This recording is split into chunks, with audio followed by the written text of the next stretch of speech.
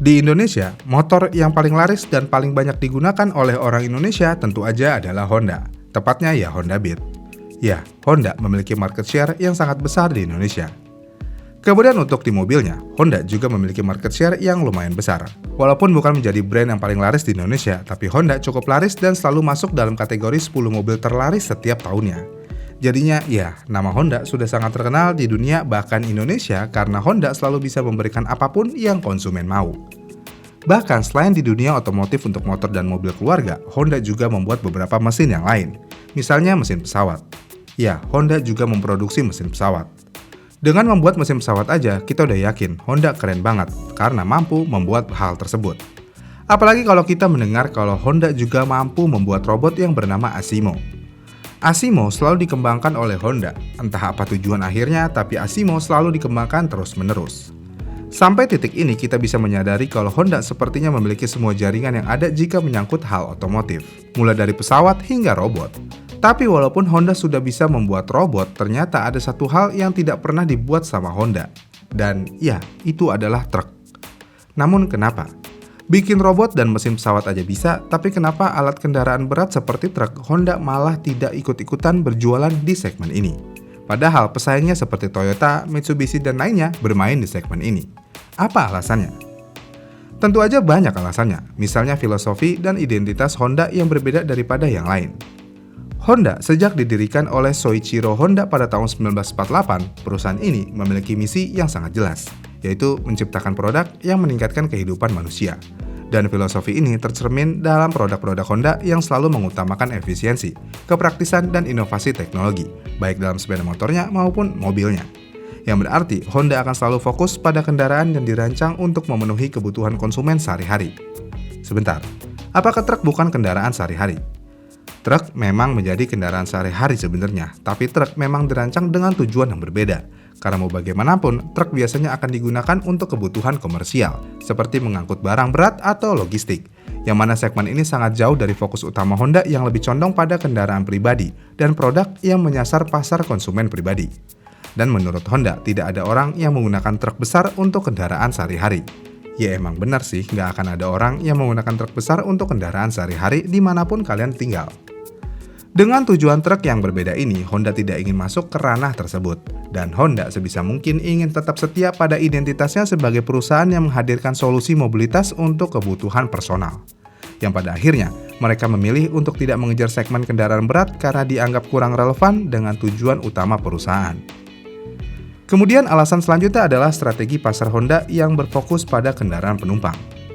Jadi selama beberapa dekade terakhir, Honda yang kita tahu sudah menjadi salah satu pemain utama di pasar mobil penumpang, terutama di segmen mobil compact dan SUV.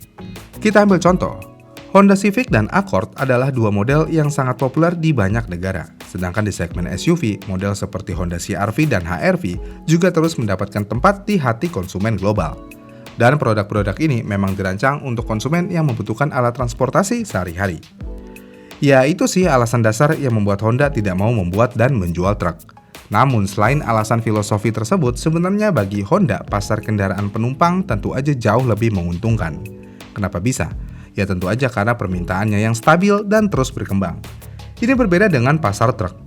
Pasar truk dinilai jauh lebih kompetitif, terutama di negara-negara seperti Amerika Serikat, di mana merek lokal seperti Ford, Chevrolet, dan Ram sudah mendominasi pasar. Selain Amerika, di Eropa pun ya merek-merek lokal mereka seperti Scania dan Volvo juga sudah mendominasi pasar. Kemudian selain di benua biru, di negara mereka sendiri yaitu Jepang, merek-merek seperti Toyota, Isuzu, dan Mitsubishi Fuso juga sudah mendominasi segmen kendaraan komersial, termasuk truk kecil hingga truk berat. Dan merek-merek ini tidak hanya memiliki pengalaman yang panjang di industri ini, tetapi juga infrastruktur produksi dan jaringan distribusi yang sudah sangat kuat. Kemudian untuk pasar Indonesia sendiri, Mitsubishi Canter akan selalu menjadi primadona sebagian besar pengusaha truk. Jadinya, iya, daripada bersaing di segmen yang sudah sangat padat dengan pemain besar, Honda memilih untuk memaksimalkan potensi mereka di pasar kendaraan penumpang.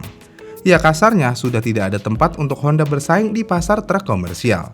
Terlebih lagi, jika memang Honda ingin memaksakan kehendak dan bersaing di kelas ini, Honda memerlukan investasi yang sangat besar di awal, karena mau bagaimanapun bersaing dengan pemain-pemain besar ini memerlukan pengembangan teknologi, pemasaran, dan lainnya yang cukup besar. Dan Honda tampaknya menyadari bahwa resiko masuk ke pasar truk jauh lebih besar dibandingkan potensi keuntungan yang bisa mereka raih. Tahu sendiri kan strategi pintar Honda seperti apa? Honda selalu masuk ke pasar yang pasti menguntungkan aja. Jika dirasa tidak menguntungkan, pasti akan ditinggal oleh Honda. Kita ambil contoh di pasar motornya. Suzuki, Yamaha, dan Kawasaki memiliki motor sport fairing ber-cc kecil, yaitu motor 250cc ke bawah.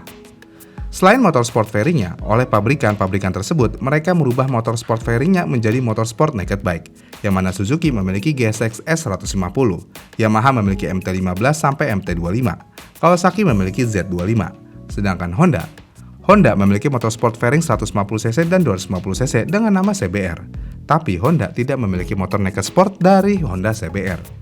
BTW, CBR berbeda ya dari CB150R. Kenapa Honda tidak bermain di segmen tersebut? Tentu aja, segmen tersebut adalah segmen yang gagal alias tidak laku di Indonesia.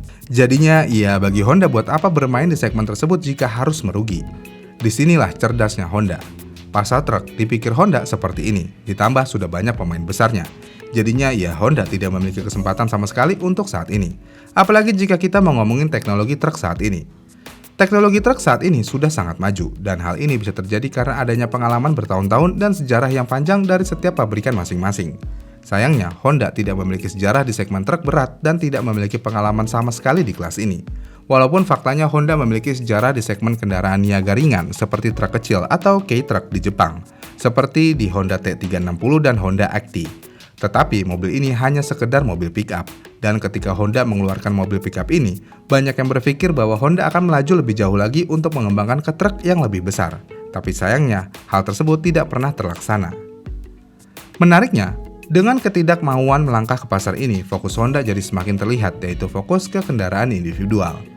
Sampai titik ini tidak ada kejelasan Honda akan bermain di kelas truk atau tidak. Tapi kalau kita ingin melihat beberapa tahun ke depan, apakah Honda akan nyemplung juga ke pasar ini? Sepertinya hal tersebut akan sulit terrealisasi. Kenapa? Tentu aja sekali lagi, truk sepertinya tidak akan menjadi fokus utama Honda, yang mana di tahun ini Honda sudah melakukan merger dengan Nissan dan Mitsubishi.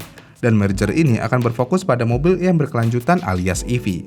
Jadinya, ya, Honda sepertinya akan terus berinovasi sesuai dengan visi awal mereka, yaitu menyediakan mobil individual untuk seluruh keluarga yang ada di dunia. Apalagi saat ini truk merek Cina juga sedang naik daun.